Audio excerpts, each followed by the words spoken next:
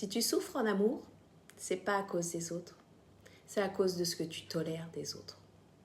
Aujourd'hui, j'ai envie de te parler de la dépendance affective et surtout de ces schémas qu'on répète sans vraiment comprendre pourquoi. Ces schémas sont souvent des stratégies qu'on a apprises dans l'enfance. Quand on a manqué d'affection, d'attention, ou qu'on a reçu un amour conditionnel. Je t'aime si tu es sage, si tu fais tout bien. Quand les figures parentales étaient absentes, instables, imprévisibles ou violentes, ou encore trop surprotectrices. L'enfant, lui, il n'a pas le choix. Il s'adapte pour continuer à être aimé. Il apprend que l'amour peut être incertain, fragile, insécurisant, et qu'il faut faire des efforts pour le garder. Et ces stratégies, on les emmène avec nous à l'âge adulte. Alors on idéalise l'amour.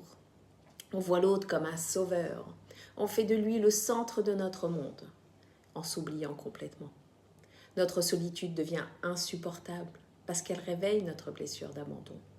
On doute de notre valeur, on a besoin d'être constamment rassuré, alors on recrée des relations déséquilibrées. On donne beaucoup et on reçoit peu.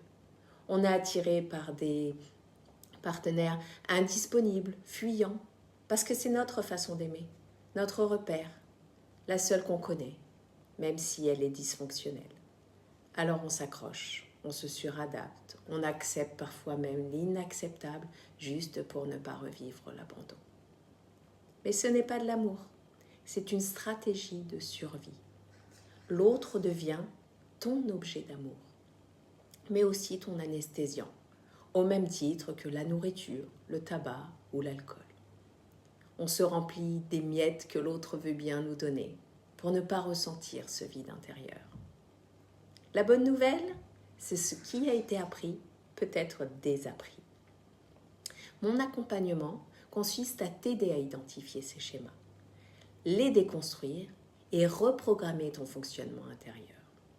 Pour ça, on va transformer ton identité, hacker tes croyances inconscientes pour que tu arrêtes de quémander l'amour et que tu commences enfin à le recevoir sainement.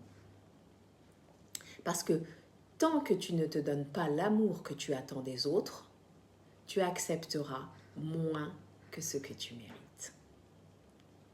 Ta réalité est le miroir de ton état intérieur. La vérité, c'est que l'amour que tu reçois aujourd'hui est le reflet de tes croyances, de tes peurs et de ton niveau de tolérance. Et ça, tu peux le changer si tu en prends la décision. Alors dis-moi, est-ce que tu la prends la décision ? Moi, je suis là si tu es vraiment prête. Je te souhaite une très belle journée.